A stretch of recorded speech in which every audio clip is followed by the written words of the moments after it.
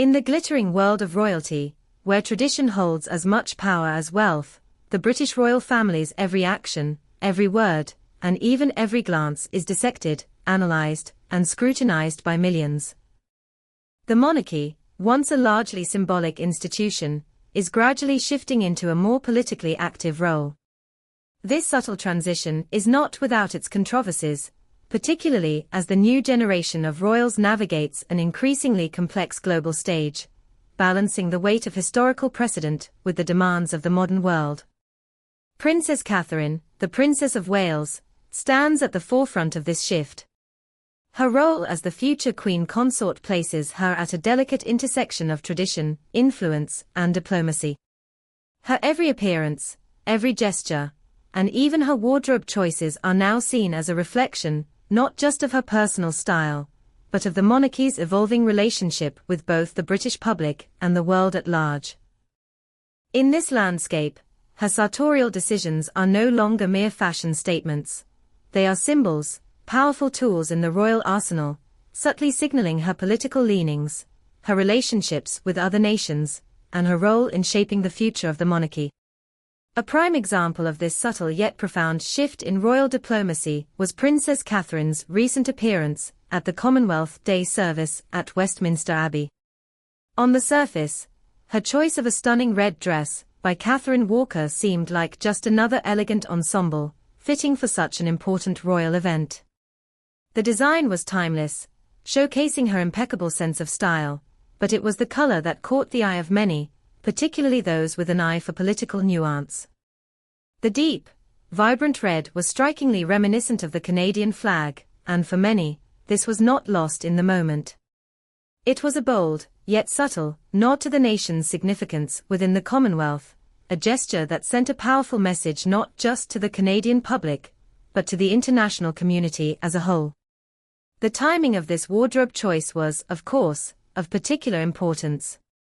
Canada, a member of the British Commonwealth, and a country that has long maintained a complex relationship with the monarchy, has recently found itself at a crossroads. The debate surrounding the future of the monarchy in Canada has intensified in recent years, with some calling for the country to sever ties with the Crown altogether.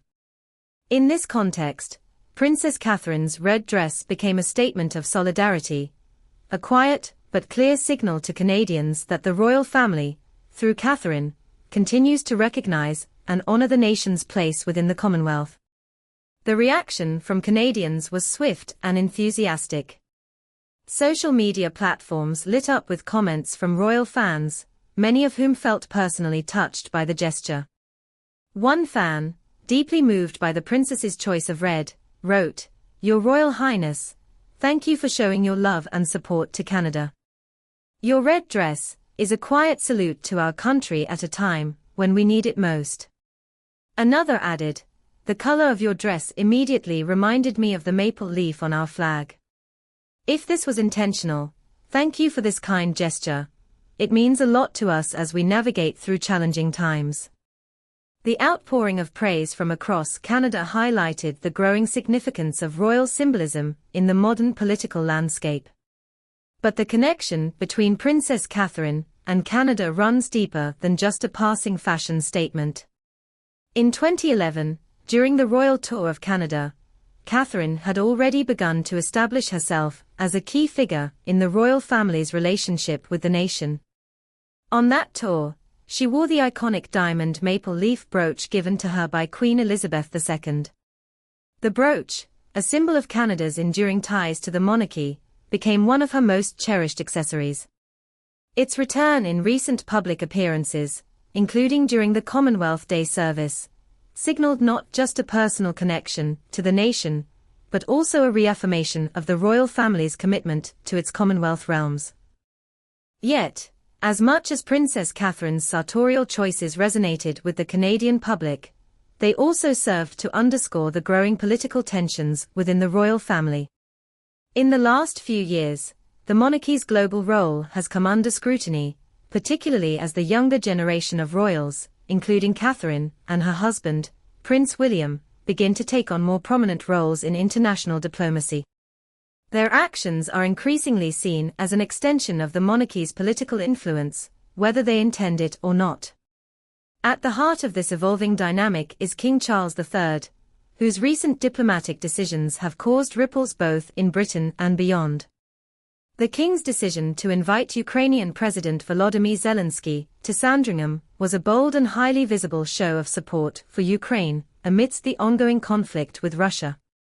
The meeting, which took place in the intimate setting of the royal estate, was a powerful statement in itself, signaling that the British monarchy, under King Charles's leadership, was not afraid to take a stand on global issues.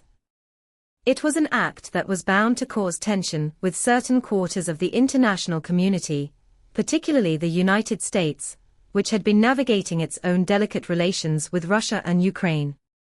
The invitation to Zelensky was followed by a meeting with Canadian Prime Minister Justin Trudeau, further complicating the narrative. While Trudeau is a staunch ally of Zelensky and has supported Ukraine in its efforts, his presence at Sandringham alongside Zelensky added another layer to the intrigue. The Canadian Prime Minister, often seen as a key figure in the royal family's diplomatic efforts, was part of a broader diplomatic strategy that seemed to suggest that the British monarchy was no longer content to remain neutral on global matters. Instead, it was positioning itself as an active player on the world stage, aligning itself with nations that were taking a strong stand against Russia's aggression. But this new approach was not without its consequences. Reports from Washington revealed that President Joe Biden was not pleased with the king's decision to meet with Zelensky. The American administration, already grappling with its own complex relationship with Russia, was reportedly taken aback by the British monarch's open endorsement of Ukraine's cause. According to insiders, the president felt somewhat slighted by the public display of support for Zelensky, particularly as it seemed to suggest a shift in Britain's international priorities. The optics were tricky, one source revealed. The king's invitation to Zelensky, followed by Trudeau's visit, definitely made things a bit cooler between London and Washington. This diplomatic tension was exacerbated by the ongoing shift in the royal family's approach to global affairs. King Charles's actions, combined with Princess Catherine's strategic sartorial choices, were seen as part of a broader effort by the monarchy to redefine its role in the modern world. The monarchy, which had long been seen as a largely symbolic institution, was now stepping into the realm of active political engagement. Whether this was a deliberate shift in strategy, or simply a reflection of the changing global landscape was unclear, but one thing was certain: the monarchy was no longer confined to ceremonial duties. It was becoming an active force in shaping international relations. For Princess Catherine, this shift in the monarchy's role also meant a re-evaluation of her own position within the family. Once seen primarily as a figurehead, a poised and graceful consort to Prince William, Catherine was increasingly becoming a key player in the royal family's diplomatic efforts. Her decision to wear a dress that echoed Canada's national colors was not just a fashion choice, it was a statement. It was a quiet acknowledgement of the political complexities facing both the monarchy and its Commonwealth realms. It was also a recognition that the royal family could no longer afford to remain silent on global issues. The question that now looms is, what role will Princess Catherine continue to play in this evolving landscape? Will she become a leading diplomatic figure for the royal family, using her influence to shape global perceptions of the monarchy? Or will she continue to focus on her traditional role, balancing her responsibilities as a wife, mother, and future queen consort? Only time will tell. As the world watches, the royal family's actions will continue to be scrutinized, not just for their elegance and grace, but for the political messages they convey. And at the heart of this shifting dynamic is Princess Catherine, who, with her quiet yet powerful gestures, is slowly but surely reshaping the future of the British monarchy.